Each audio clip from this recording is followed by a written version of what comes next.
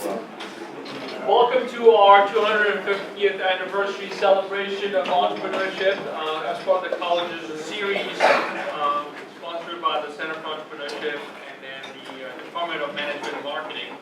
I will eventually invite Danny Pizza to actually come up here and then eventually make the introduction of our speaker. Don't forget, as part of this process, we'd like to invite individuals. A good and exciting part is that series emphasizes our alums, people who have been in your shoes or in the seats that some of you are actually currently holding, and they'll share their experiences. Please pay attention to the form, and we don't want just the ranking.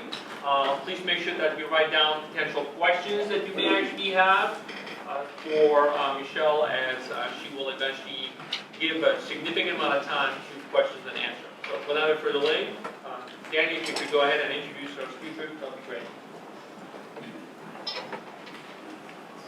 Hello everybody, my name is Daniel Pizza. I'm so fortunate to be a freshman here at the College of Charleston. And today, I'm proud to introduce one of our own. She's the director of fundraising for Possibilities Without Borders. She's the director of marketing for Entrepreneurs with Action and has traveled to 6 different continents. She's influenced people worldwide. She is an expert on leading and helped many companies and organizations flourish. Before coming here and coming to this class, I talked to you, and you said there's one thing that I really stuck with me in college. I would like everybody to look around the room and see all of your peers. You know, maybe you haven't had a conversation with one of them, or maybe you haven't even seen one of the professors in their office hours. College is about opportunity, and everywhere you look is an opportunity. You should go out and talk to people and gather as much information as you can, because that's what's going to make you successful. Without any further ado, if I get like a little drum roll, I'd like to introduce Michelle Smith.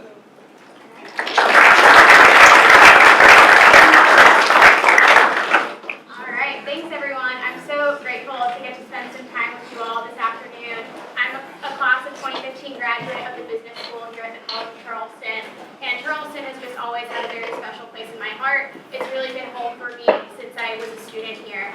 And when I was talking to my coworkers about giving this talk today, they were like, wow, we know how special Charleston is to you. That must be so great to be given this opportunity. And I was like, yeah, I'm really excited about it, but also I'm a little nervous. And we're like, okay, that's kind of weird. Like, you talk to executives every day, and I literally do presentations like this for senior level C-suite executives in companies. So they're like, that's weird. Why would you be nervous to give a talk to your alma mater? I was like, well, honestly, when I was in their shoes, if I didn't absolutely have to do something, I wanted to be taking a nap. So I really appreciate that you guys are not napping this afternoon and that you're spending this time with me. And hopefully at the end of this, you guys will get a little bit of an idea of kind of what is possible for you here at the college and beyond, maybe get some new insights on how you might want to spend the rest of your time here, and also learn a little bit about the industry that I'm in. I'm a management consultant. I've been doing that for about 5 years now. And I really didn't learn about my current career field until I was probably like middle of my senior year here at the college. So I'd love for you all, if you can walk away from this talk with kind of a new definition of expanded possibilities for yourself are, and some understanding of exactly what this like consulting role is that I do, that I'm hearing, at least for me, where I work in DC, you hear a lot of people kind of throw it around, and it can mean a lot of different things. But before we get into that, I want to take you back in time with me to a couple years ago. Is anyone here from Denver, Colorado area? No? Okay, cool. I was not either. I was outside of Philadelphia. But a couple of years ago, I was trying to get some sleep, and I was absolutely panicking. I was next to a few of my teammates. My company does this thing called a leadership venture, where every quarter we take our employees and we do some really interesting like outdoor experience. And that particular quarter, I had signed up to hike my first 14,000-foot mountain called Pikes Peak. And is anyone an avid hiker here, or does anyone know? Okay. Do you guys have, so when you say 14,000-foot mountain, is that pretty high? Yeah. Yeah, it's a really high altitude. And I kind of signed up for it thinking, oh yeah, this will be fun. Like 15 of my teammates and I will do this together. Sounds great. I can get outside, like put some hiking boots on, get some Instagram photos, do something cool. And then we start planning this trip.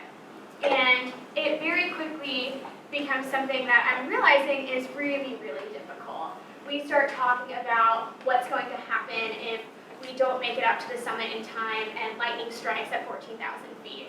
Surprise, it's not a very good thing. Like you need to make it up that mountain in a certain amount of time. We start talking about evacuation plans if someone has to leave, like what it is to be helivacked out of somewhere. And slowly I'm like, what did I sign up for? This is not how I thought I would spend my time. Do we really think this is fun? So we make it past the planning stage, and I am now in it on this trip.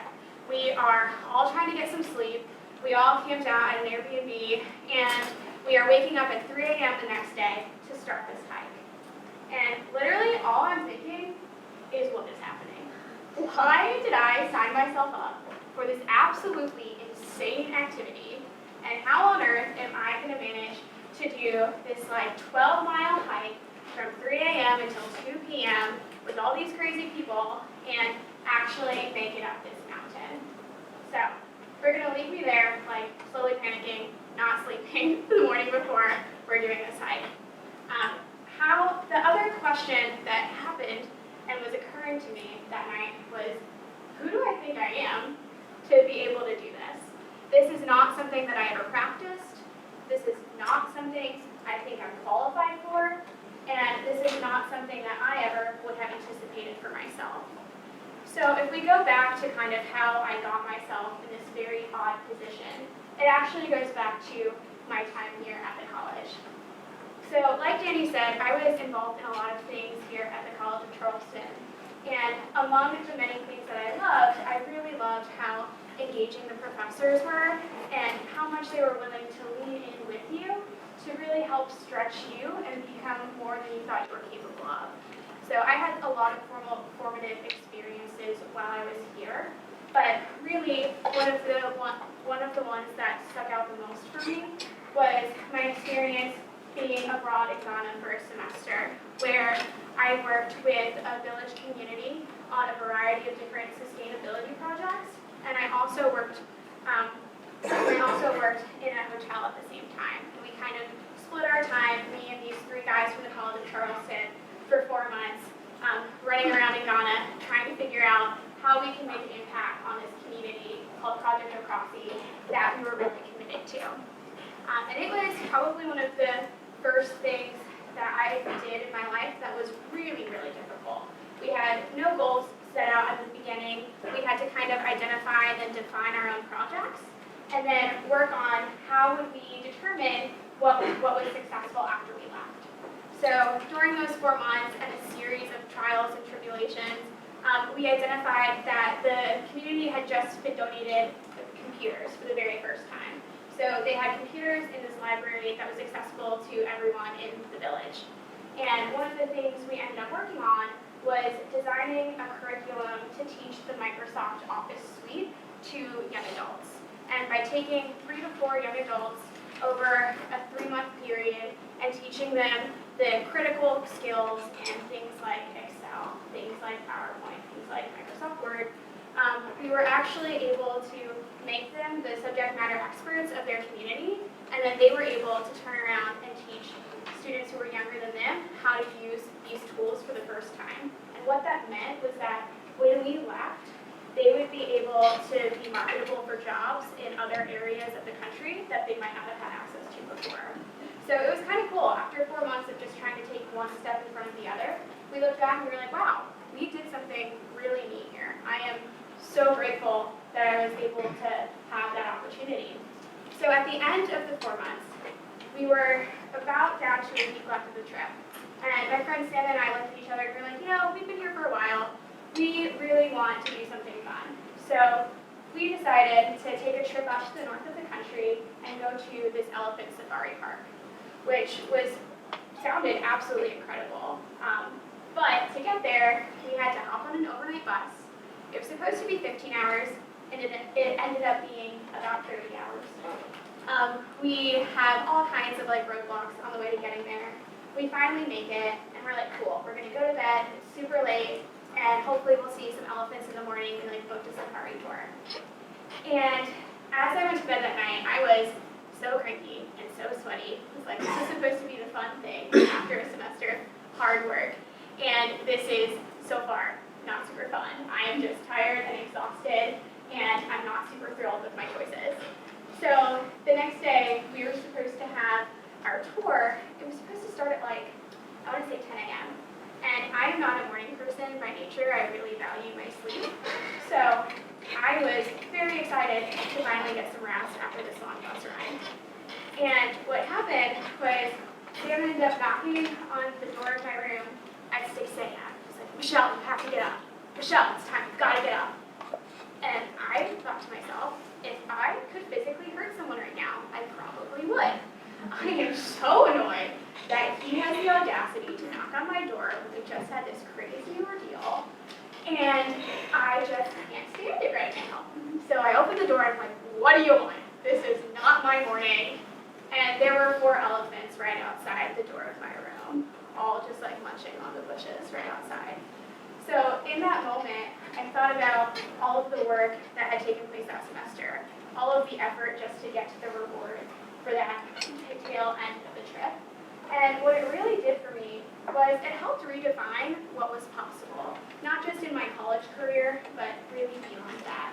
Because sometimes you can't always see that end goal. It really happens because you're just stepping one foot in front of the other, and eventually a linear path can follow. So at the end of that semester, I was really looking forward to my senior year at the college and really figuring out like what this job search thing could be, along with all of my friends who would be very embarrassed to know that those are the real pictures. So that's some of my friends from college. So as a senior here, I was 22 years old. I think that's the age most of your seniors are, right? Yeah. So I was 22 years old, and I was trying to figure out exactly what I wanted to do. I was in the Sheldon Scholars Program senior year, which really helped. I was really working on kind of identifying my broad interests and figuring out what I thought my first step should be. And I got excited about literally everything, so that's a real struggle. You're like, well, I like informatics, and I also like, I like computers, I like industry stuff, I like finance. So when you really don't have a focus, it can be challenging to identify what that first step is. And I was actually scrolling through Instagram, of all things, when one of my friends who was an alumni of the college had posted about her job. She'd been working for 2 years at that point, and it was a photo of her like plain view window, and she was like, not a bad view for work, hashtag Bali. It's like, Bali sounds great, I want to go to Bali for work. So I used Instagram as a job tool and messaged her and said, hey, I would love to learn more about what your job is, especially if you're getting to do this really interesting international travel. That's something that I'm really invested in and would love to hear more from you about. So we chatted, and a couple months later, I found myself interviewing for this company called the McChrystal Group. And I didn't know a ton about it, but as we were talking, I really quickly realized that, oh, this might be something that makes a lot of sense for me, especially right now. So we were talking about how they were a consulting firm and how that meant that they did work with executives across Fortune 500 companies, and they were to develop their annual strategy and cascade it down across the organization. So as I got to learn more about that, I was like, that's cool. That means that I get to have kind of this broad exposure to a bunch of different industries at the very beginning of my career. That's great for someone who doesn't quite know where they want to focus it yet. And then I started to interview and meet the team. And I just immediately felt like I found somewhere that had the people who could push me and make me contribute more than maybe I thought I could. And it was the environment that was really team-oriented. And that really excited me.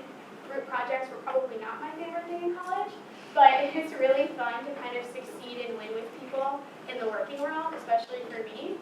So it didn't take very long for me to be like, yes, I'm in it, let's do it, let's go.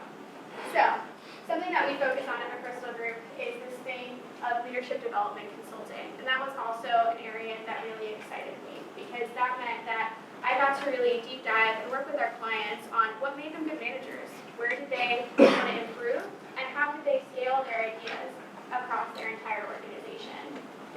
And really, I look back now, I've been there for about 5 years, and in 5 years, I've been able to really explore, as Danny said, a huge part of the world, and it's just been pretty exciting. So I've worked on a bunch of different projects, and those projects have taken me everywhere from Sydney to Shanghai to Guadalajara to really northern England. Probably the roguest place I've ever traveled was Anchorage, Alaska. It's super cool, but I went in March when it was negative 15 degrees, so don't recommend traveling to Alaska when it's in the middle of March.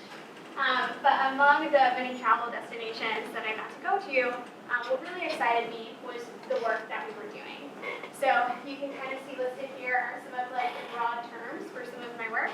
So we work in something called organizational transformation and change.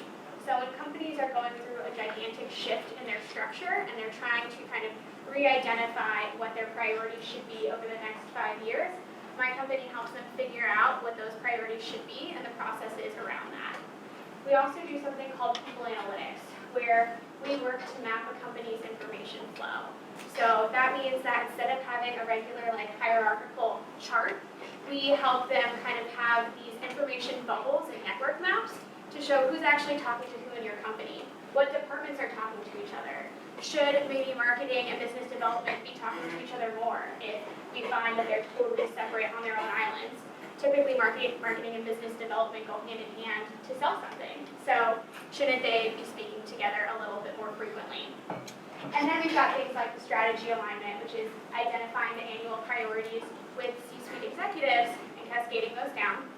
And then the leadership development piece, which is very near and dear to my heart. So that's me working with organizations to have kind of quarterly leadership offsites for their rising high potential leaders.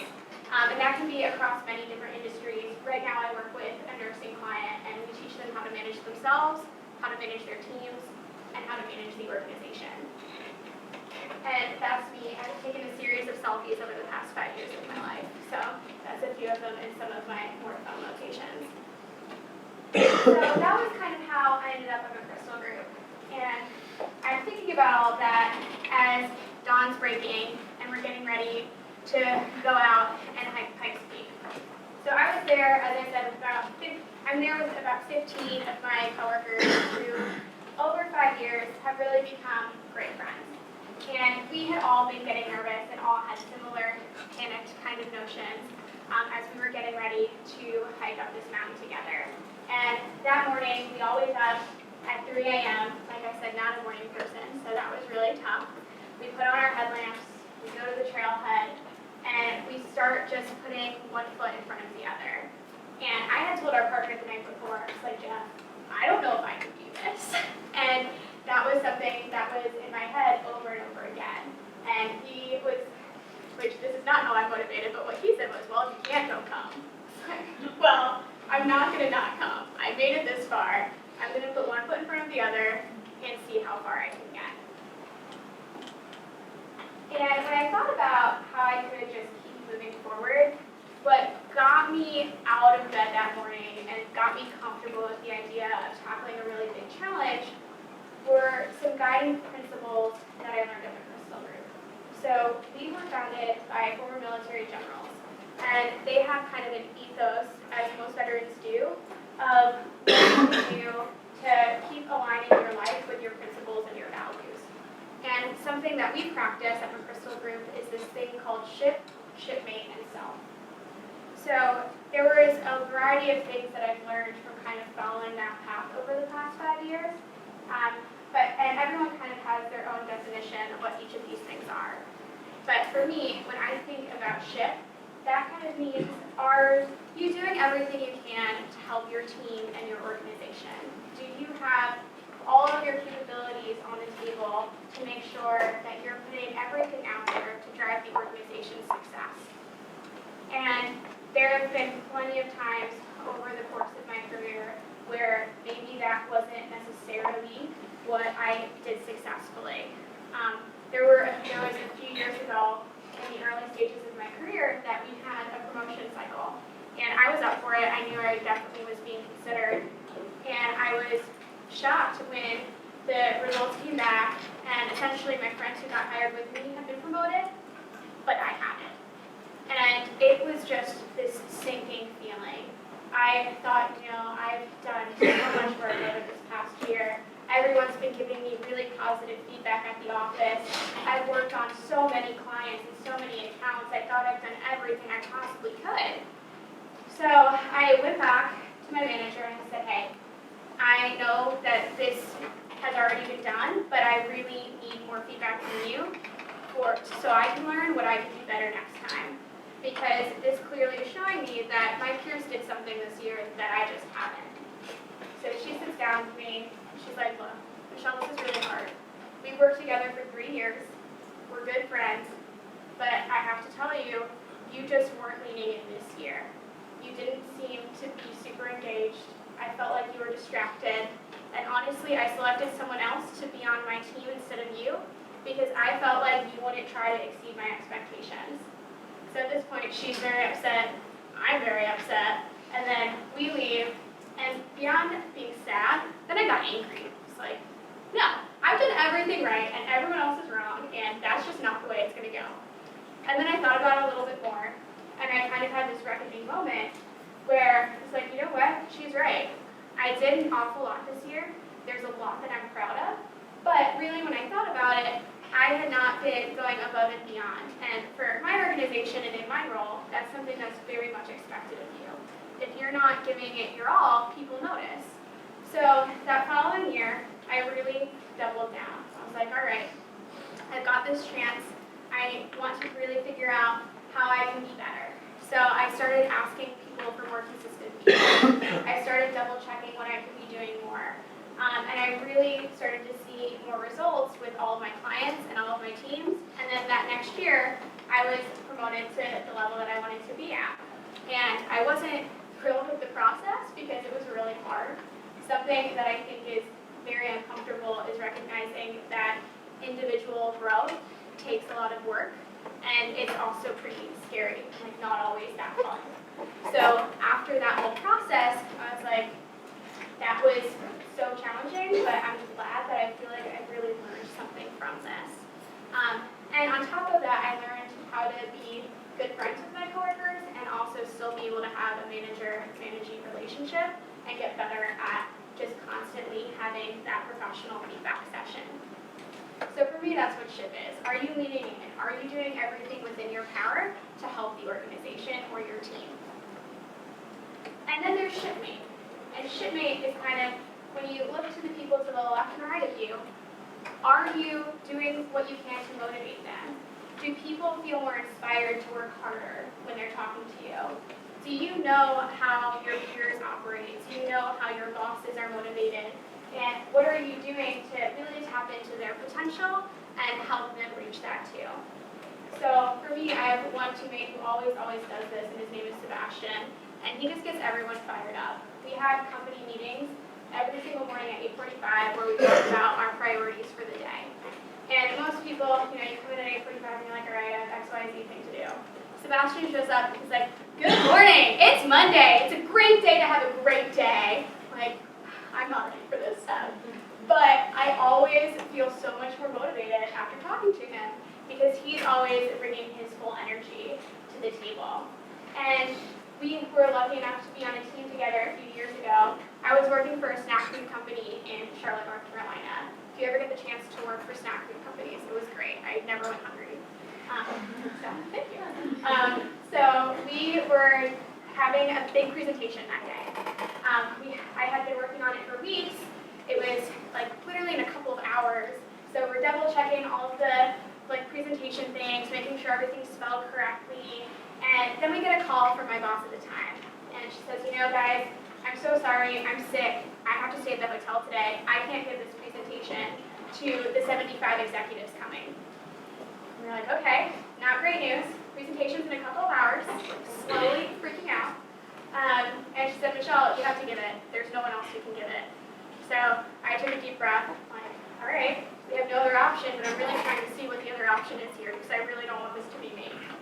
And at that point, Sebastian and I had been working together for several years, and he looked at me and he was like, no, you can do this. you know you're able to. I want to see you do it. Practice with me. We're going to make sure that you're ready. So we spent a few hours doing some speed readings and speed rehearsals. And that afternoon, I gave the presentation at 24 years old to 75 IT executives in a company, and they had no idea that it wasn't supposed to be me giving the presentation. So it really worked out. And from that day on, it's like, I want Sebastian on my team because I know that he can help me grow and succeed, and I think I can do the same for him. So really, that's what being a good shipmate is when I think about it. Because as much as like money's important, and with me, I get it, like as a college student, I was so broke all of the time. It's like, just give me a paycheck and something, it'll be great. But at the end of the day, money's not going to be the only thing that motivates you. And for me, I know I'll wake up every day and be better when I have teammates beside me who are thinking the same thing and always striving to do just a little bit more. And then the last thing that we talk about is kind of self. And kind of, it's a little bit like self-care, that's definitely a component of it, which I know has really blown up as such a big thing these days, but it's a little bit more than that too. This is about kind of, what are you doing in your daily routine to make sure that you're showing up and present as kind of the best person and best coworker, best teammate that you can be. And for me, I think it took a while to actually figure out what this would look like. And one day, it was probably about a year later from that Charlotte presentation, I was 25, I was sitting with a client, and we were having lunch. We were celebrating that we had just launched this gigantic survey to 10,000 people across the world. So it was in, I think, 5 different languages, across all of their employees. It took us months to plan for. So we're just supposed to be, having a nice time. And then I was going to fly back, I think, that afternoon to DC. And she gets a call during lunch from the CEO of this company. And he goes, hey, something's wrong with the survey. You need to pull the entire thing. I know we just launched it, but this needs to change. And she hangs up the phone and tells me that there's something wrong, that was the CEO. And basically, I'm running through my mind what that means for me. That means that we could lose this client that we just spent months preparing for. That means that we're never going to get this report out. That means a lot of not great things for my company and my team. Oh wow, I'm just clicking everywhere. And then as she's telling me this, I said, okay, here's what I think we should do. I don't think we need to pull the survey. I think if we do X, Y, and Z and change 1 or 2 words, it'll work. So she calls the CEO back, tells him the plan. He says, okay. I call my team. I let them know how important it is that we get this out on time, because if we don't, we might lose the account. And the entire thing was fixed. What took a month to launch and a month to get out in a bunch of different languages to a bunch of people took 1 hour to revise and fix, because we had really clear expectations of what needed to change. And after that, I was sweating bullets. I think I was wearing black that day too, so it worked out. And our client looked at me and she said, wow, you handled that really well. I was panicked, but you were so calm that I was like, okay, I guess I can be calm too. And I thought about it and was like, well, I definitely panicked a little bit when I called my team, but you didn't see that. And then I was like, you know what, she's right. I was really calm during that. I wonder what kept me so calm, because I'm a pretty easily enthused personality. But I realized that week I'd actually done a pretty good job of what a lot of my managers had been coaching me through for several years at this point in the company. And they had coached me through what it meant to make sure I was getting a decent amount of sleep each night. It's really hard to do for me still, but I always try to get 6 to 8 hours, because if I don't, I'm not able to think as clearly and make good decisions when something like that happens and it's a pressure moment. I also felt like that week I had done a pretty good job of working out consistently. I never had my true stress outlet until I started working, but I learned that if I worked out a few times a week, I was just a much more happy person to be around, and that was good for my team and good for myself in a lot of different ways. And then I had also been eating really well that week. It's hard for me sometimes in my job because I travel about 80% of the time. So as a result, you're not always able to kind of make those lifestyle choices that are the best for you. But that whole week, as I thought about what helped me in that moment to make those quick decisions that also appeared to be really calm and really thoughtful, all of those things, in addition to all of the training that I've gotten over the course of a few years at my job, had really helped me to be able to kind of get through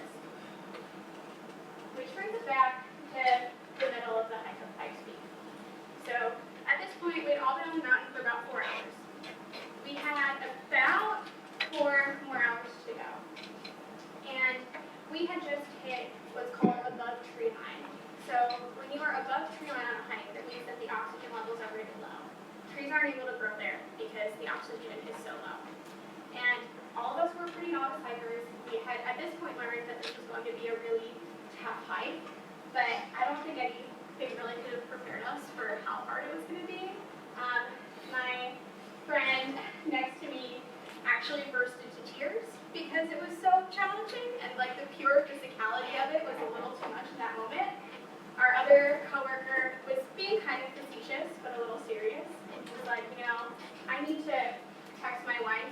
Does anyone know the coordinates of where we are? Because she needs to know where to find my body. So morale was low. No one was doing too well at this point in the hike. And we kind of stopped and we were looking around and I was like, you know what? Like, no one's doing well. My teammate Seth, who I mentioned, he was a football player in college for a D1 school, like really physical dude. And he was at the back, absolutely gasping for air. It's like, all right, if he goes down, A, no one can carry him, especially me. And B, like, our whole goal this entire trip was to get everyone up the mountain. And we're not going to succeed getting everyone up the mountain the way we're going. So I looked around and I was like, guys, I'm leading the pace now. I am not as fast as the people moving now. And I think that's an important thing because if we keep on going this fast, we're going to lose half of our team. And half of our team is going to have to be evacuated, which is not what we said we wanted to do. So suddenly, after like the night of panicking before and honestly months of panicking, I find myself leading my group up a 14,000-foot mountain. And even as we were doing it, it's like, if you told me this morning that this is what I was going to end up doing, I would have said, you're crazy. But it ended up being the best thing that I did. And we all kind of learned some ways to manage that intense stress in the moment. I have a friend, Caroline, who halfway through the hike was like, guys, we haven't been hiking for 4 hours. We just started. We're all fresh and new. It's like, that's not true. But if that works for you, then sure, why not? Do that.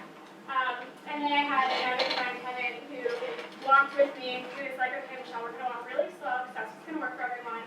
But we're going to count backwards from 99 steps. And then we're going to count backwards from 99 steps again. And I was like, I cannot walk with you if that is what you're going to do. As he starts going, 99, 90, 97. Okay, that's great. Then I realized that we were taking more and more frequent breaks as we were getting higher and higher up the mountain.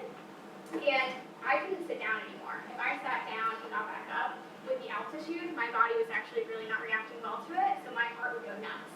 And I finally looked at everyone and I was like, guys, if I sit down, I'm just not going to make it up. So I'm just going to keep on going, and I'm going to go really slowly, and I'm going to make it up.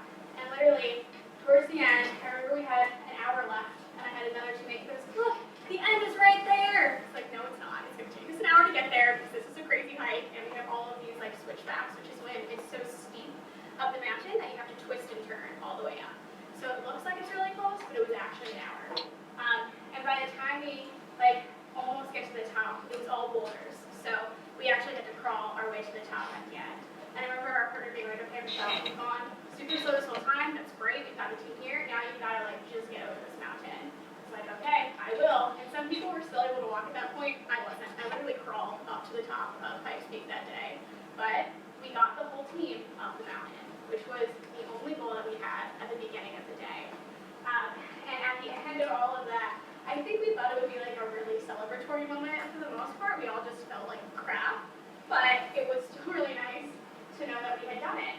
And that's what I kept on thinking about as I looked up at the top of this 14,000-foot view was, wow, I had no idea I was really capable of doing something like this, but how cool is it that I actually have done it now? And we took a bunch of pictures that day, but really the only thing I can find right now are these two. So that's the end, and we're all kind of very miserable inside. I think I had eaten 2 bags worth of Sour Patch Kids as well, because I was like, just a little bit of sugar might help me as we go up. But those are some of my teammates, and to this day, I think that was about 3 years ago now, and we still talk about this trip all the time because it really was such a formative experience for our team, which kind of brings me to wherever you guys are at in your career search, whether you're freshmen or seniors, we're really just trying to figure things out. I think identifying what is your non-negotiable in your first job is really important.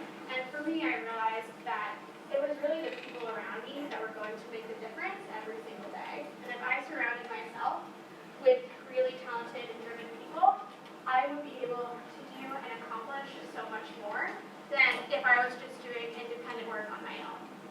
And really through the years, I mean, we've done some crazy things as a team, but it's paid dividends for me, that being able to recognize that finding the right team was so important early on. So wherever you're at in that search, I hope you can kind of consider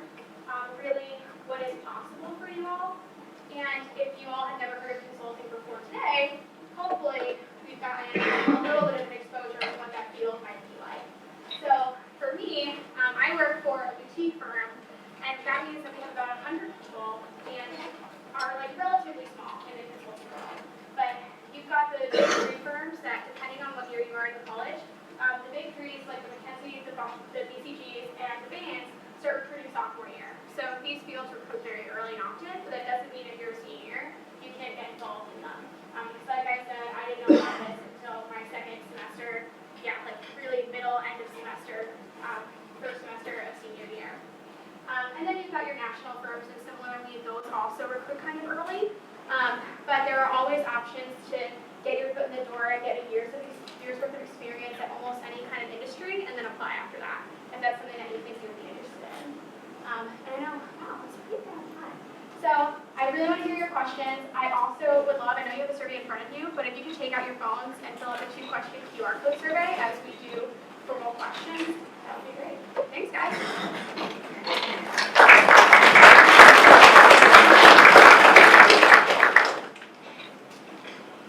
Okay, I don't know, Dr. D, how do you want to do questions? Well, let's then do the survey. That would be great. That'll work. Sure.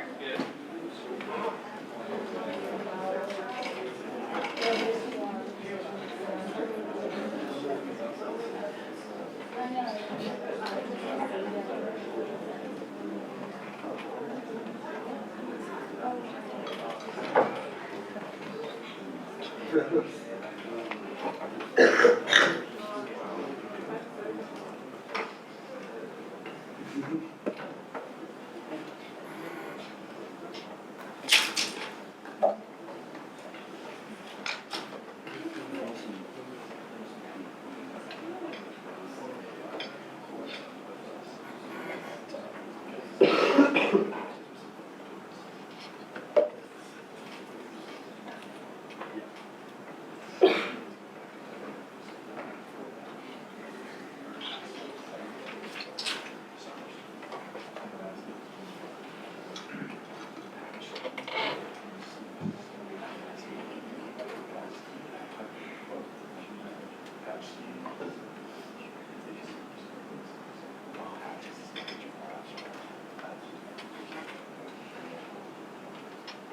All right, so who wants to be our first person who has a good question? Michelle.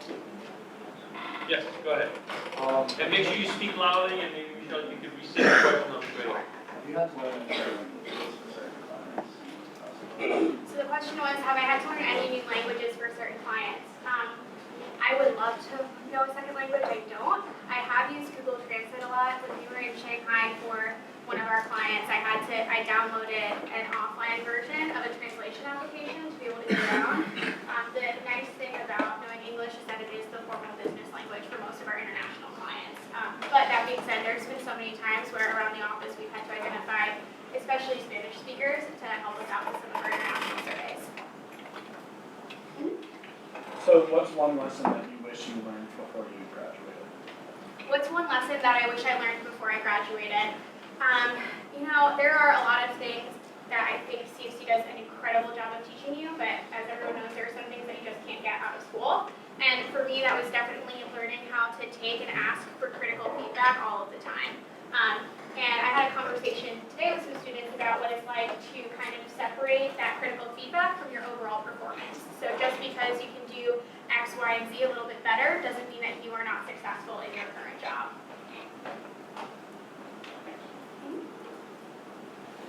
Would it have been possible for you to climb the ladder if you didn't change your, I guess, like, outlook on how your manager responded to you? So would it have been possible for me to reach that promotion the following year if I hadn't changed my outlook? I don't think so. Not because I think I still would have been able to perform well, but I think like for so much of like my work and so much of work spaces in general, it really makes a difference to have that positive attitude, and I think I could have excelled technically, but you're spending so much of your professional life at work in the office with your teammates. They don't want to be miserable, and you certainly don't want to be either, so it really makes a big difference when you enjoy what you do. So even if I could have gotten there technically, I don't think I would have lasted very long beyond it.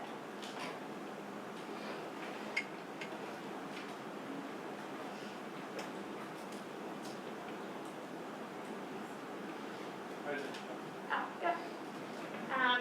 In the back, and then Ashley. So as a college student with no real working experience, how am I supposed to be an advisor and or consultant to other people who do have real experience working? Yeah, it's a great question. Believe me, it's really fun when I walk into executive meetings and they're like, you look like you're 18. This is great.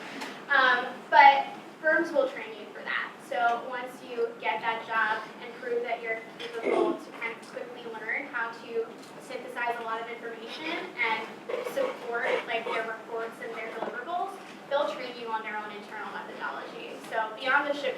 self thing, that's kind of an internal thing from a crystal group. Externally, we have an entire leadership framework that we teach to our clients. We have all kinds of internal processes and tools that I've now created some since I've been there, but I was trained on all of those products when I got there. So yes, hopefully the clients like me, but really they're buying my company's product. Can you give like a short summary on the difference between ship and sell? Because it seems sort of similar from what I understood of it. Sure. Can I give a short summary of the difference What was the question, between... Sean? Oh, yep, that's what and he said it's between ship and salt? Yeah. Okay. Can I give a short summary of the answer between ship, of what the difference is between ship and self? So ship is really your organization and your team. And self is how are you managing your time and your individual goals and discipline.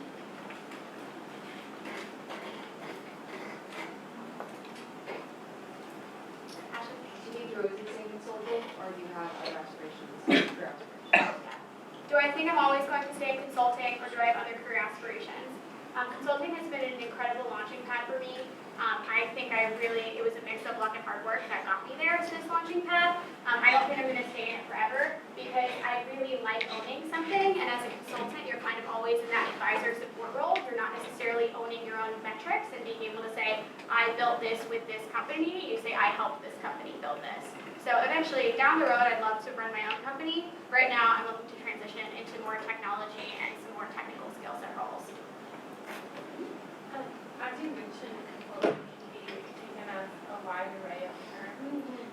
Would you link it directly to business, or could you say that anyone, whether it was communications or PR, could anyone do consulting in your mind? Yeah, so consulting is like what you're getting at. So the question was, how specifically do you define consulting?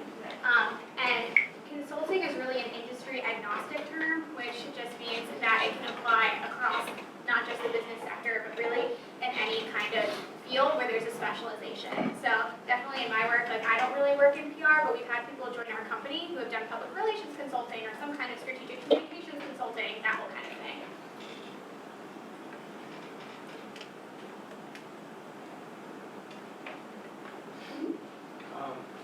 What sort of things do consulting firms look for when they're hiring, especially recent graduates, that type of thing? Are there specific majors or accolades, jobs, anything like that?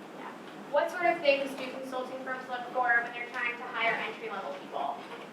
So I think it varies by firm. Because my firm is so small and we work in what's a very ambiguous environment, so I didn't have goals set for me in my first couple years of work. I really had to work with my manager to identify what those goals were. So we work for examples of when you weren't given a clear pathway of what success looks like, how did you define that for yourself? And we really look for examples and scenarios where you showcase that you're able to kind of drive your own deliverables and work independently to get some kind of outcome.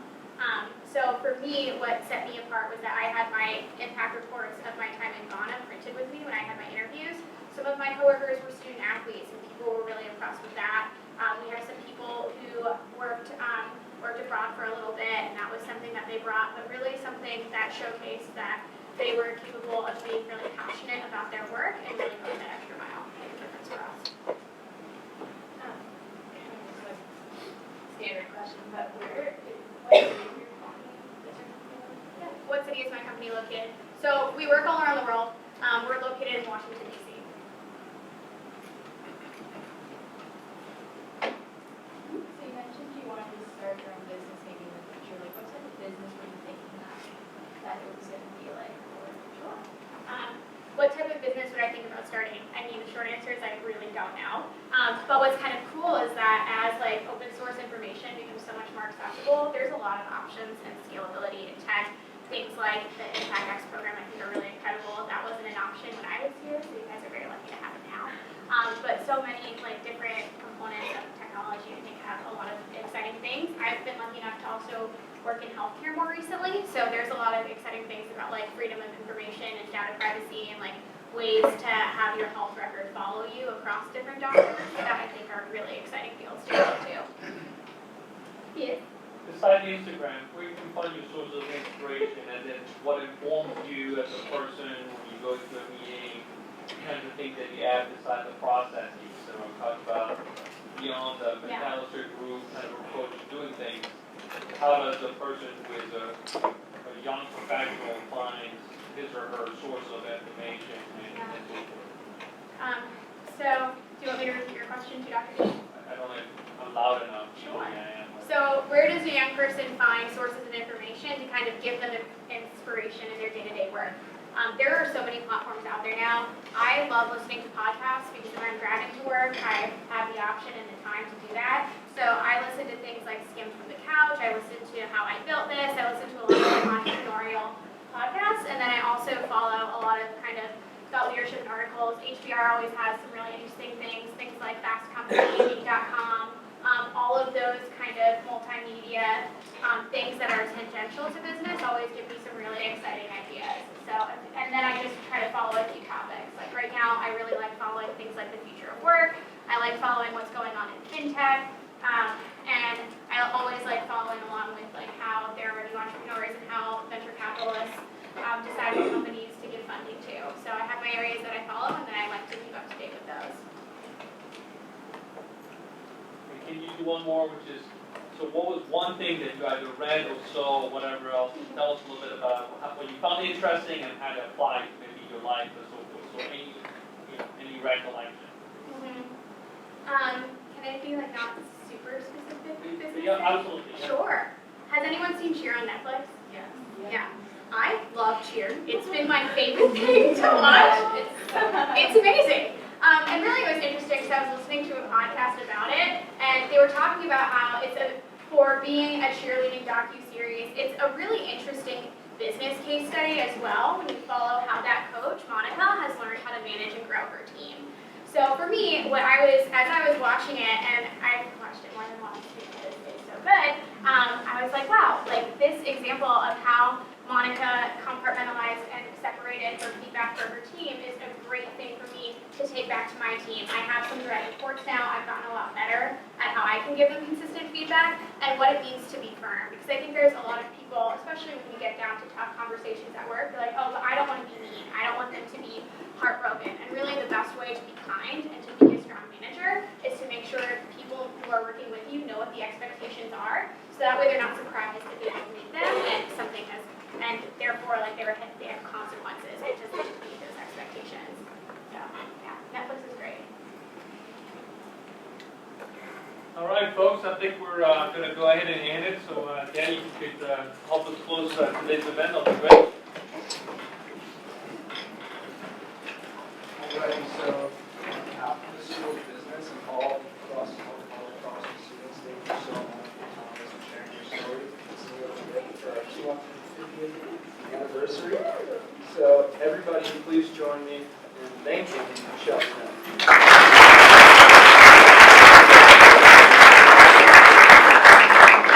On your way out, if you could please go ahead and complete the survey right now for us, and we have officers who will be collecting the